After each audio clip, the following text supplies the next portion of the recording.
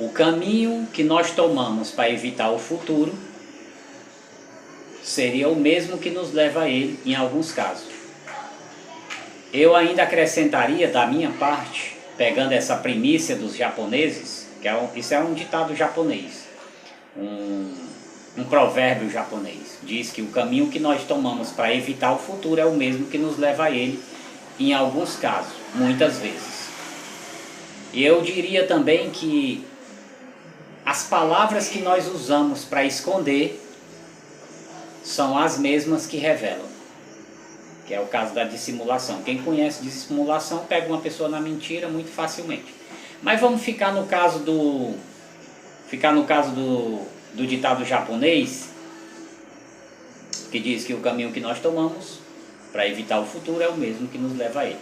Então nós temos o caso de José na Bíblia, e que José, com a idade ainda de um jovem, entre 14 e 16 anos, ele vai ter um sonho com os irmãos, e eles estão atando feixes, né?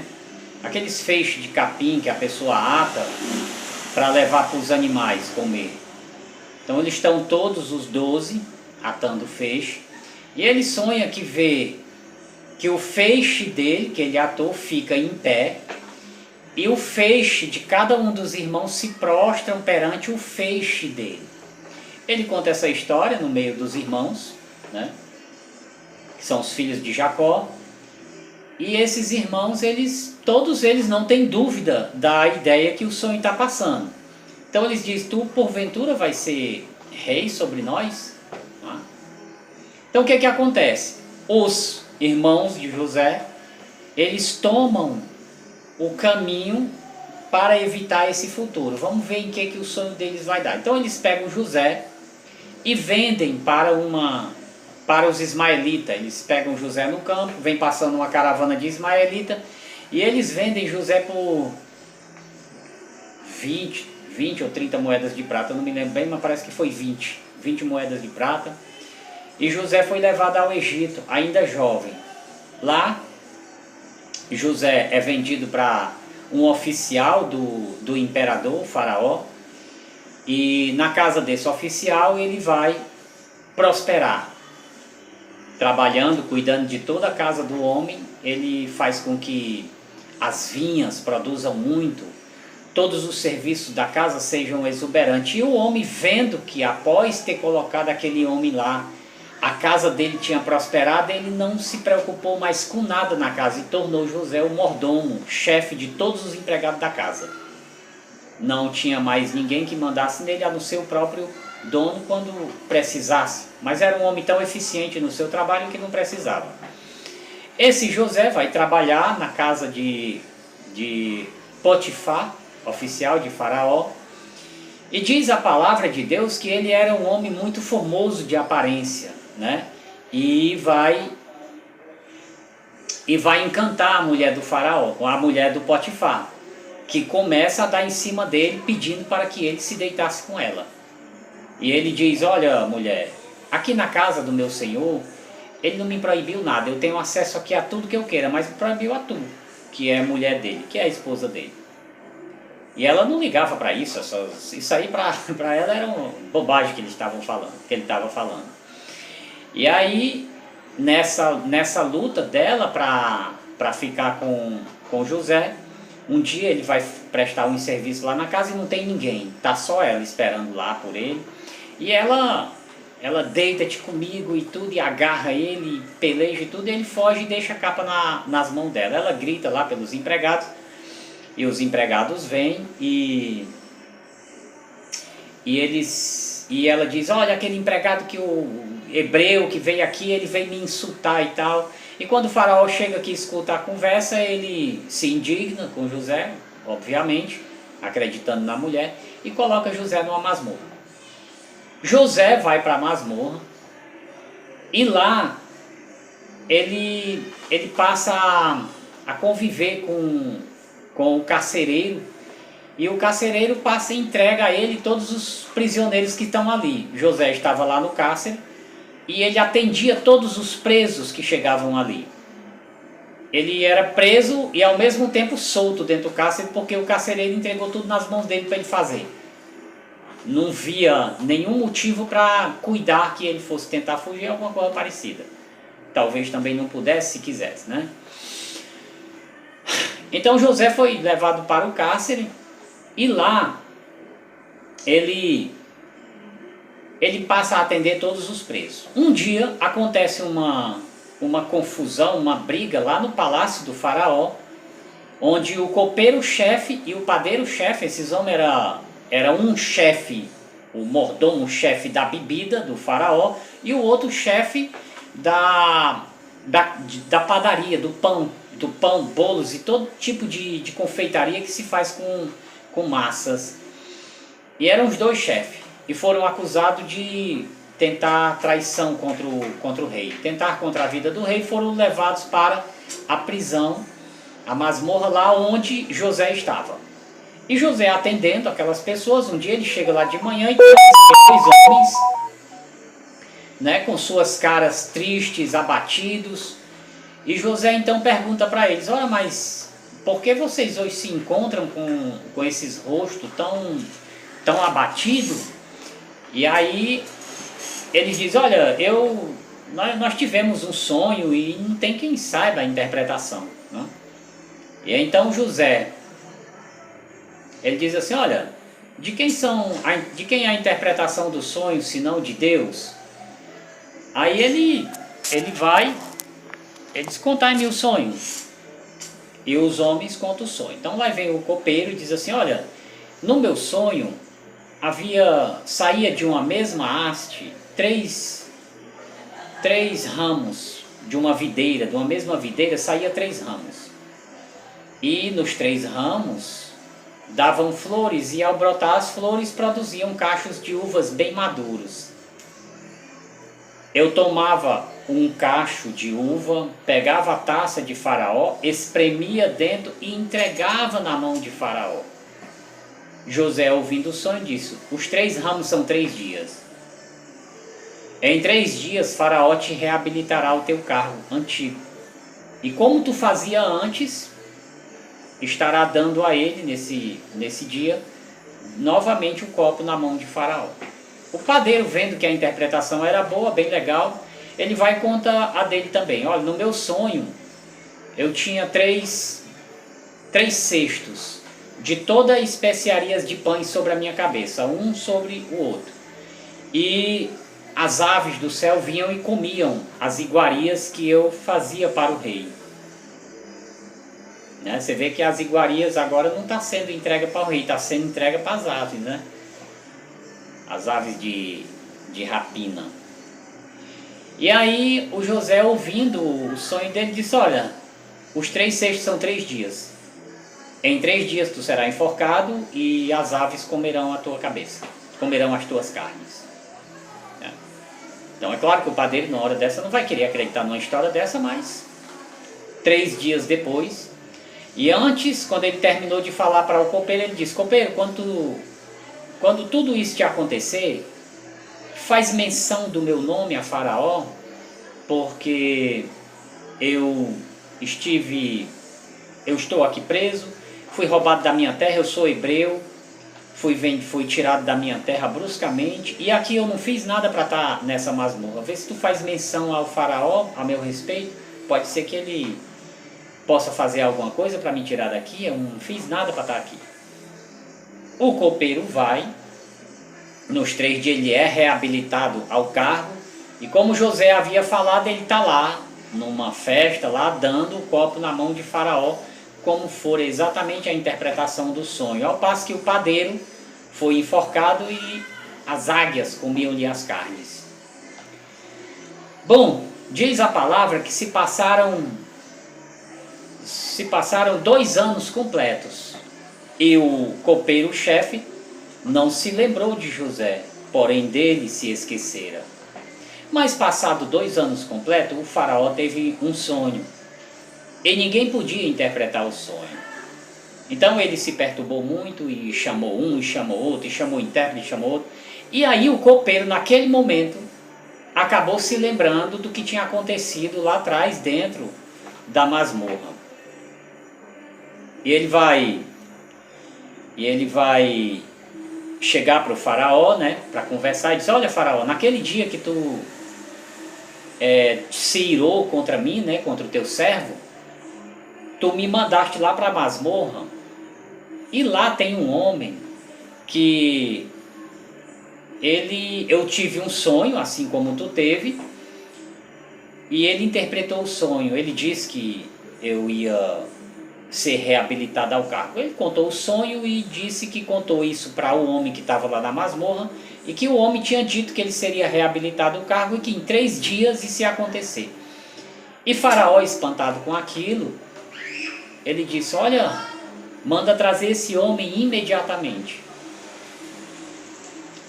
E os oficiais do faraó correram, foram lá na masmorra e disseram: leva José imediatamente para se apresentar perante o faraó, porque disseram que ele interpretou o sonho aqui do copeiro, e agora o homem quer ver, porque ele está tendo tempo de dar chilique lá por causa do sonho que ele teve, e ninguém consegue interpretar. Então José foi arrumado, barbeado, vestido, para levar e se apresentar perante o imperador, o rei do Egito, né? E aí, quando ele se apresenta perante o faraó disse: José, eu soube que quando tu ouves um sonho, sabe dar a interpretação. E José respondeu para ele: olha, faraó, isso não está em mim, está em Deus. Mas conta-me o sonho. Quem sabe Deus não te dá essa resposta? Bem cheias, bem bonitas, bem limpas e tudo, e pastavam no carriçal. Atrás delas vinham 7 vacas, né?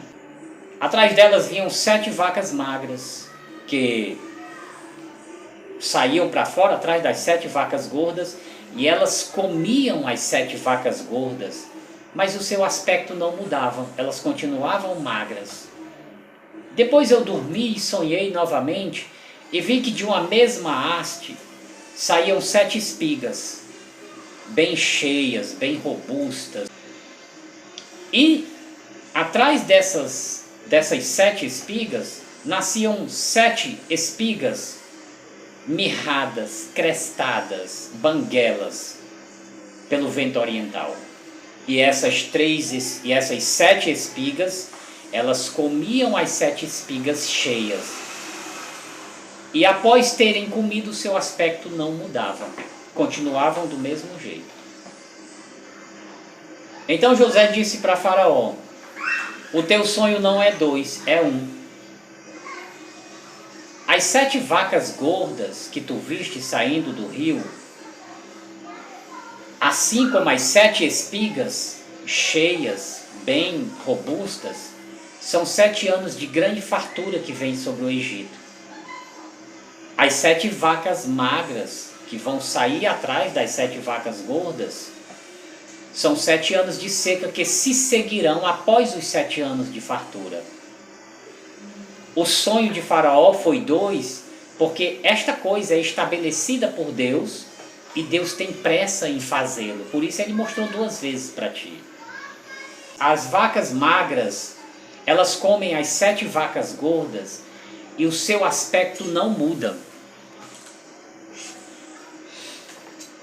Porque nos 7 anos de seca que se seguirá, se comerá toda a fartura que será produzida nos 7 anos de fartura. E vão comer, e essa fartura não vai dar para sustentar dos 7 anos de seca. Por isso o aspecto delas não muda, continuam magras. As 7 espigas mirradas que comem as 7 espigas cheias é a mesma coisa.